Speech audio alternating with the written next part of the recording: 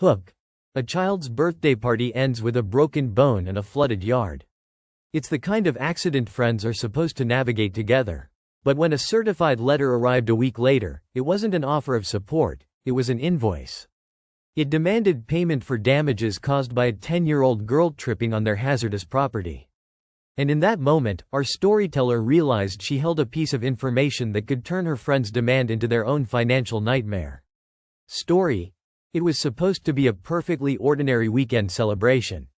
A friend was hosting a birthday party for her 11-year-old daughter, and the guest list included our storyteller's own 10-year-old girl. The afternoon was bright, filled with the sounds of laughter and kids chasing each other across the lawn. At some point, the children decided on a game of football. The host's husband was happy to oblige, lofting easy passes into the air for the swarm of excited kids. It was a picture of suburban joy. But that picture was painted on a troubled canvas. To understand what happened next, we had to go back to the previous summer.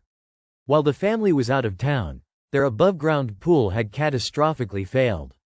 It ruptured, unleashing thousands of gallons of water that cascaded through the backyard, causing an immense amount of damage. The flood was so severe it compromised a retaining wall, leading to major structural issues. Naturally, their homeowner's insurance got involved, and a lengthy, expensive repair process began. This brings us back to the day of the party. The major construction was done, but its ghost remained. The heavy machinery brought in to rebuild the retaining wall had left its signature on the landscape.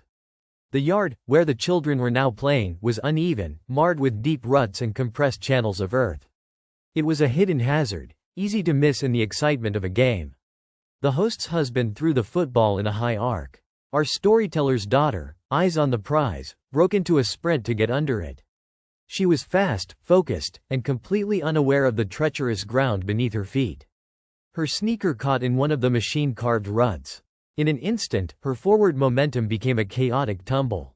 She fell, hard, but she didn't just hit the grass.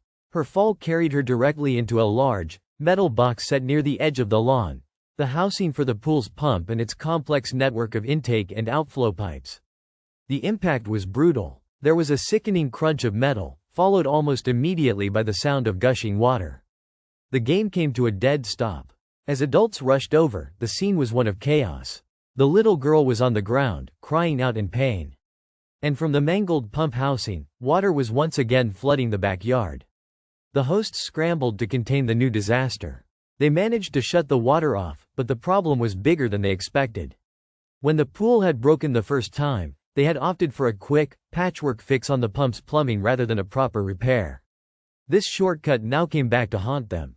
The only way to stop the new leak was to turn off the water main to the entire house. For the next 48 hours, until a plumber could come and finally fix the system correctly, they would be completely without water. Meanwhile, the more pressing concern was the injured child. A trip to the emergency room confirmed the damage: a broken collarbone and a severely sprained ankle and knee. The weeks that followed would be a blur of doctor's appointments, pain management, and helping a 10-year-old navigate life in a cast and on crutches. Throughout this, our storyteller and her husband never considered asking their friends for financial help. They had good medical insurance. They accepted that accidents happen, and their sole focus was on their daughter's recovery. They planned to quietly cover all the co-pays and out.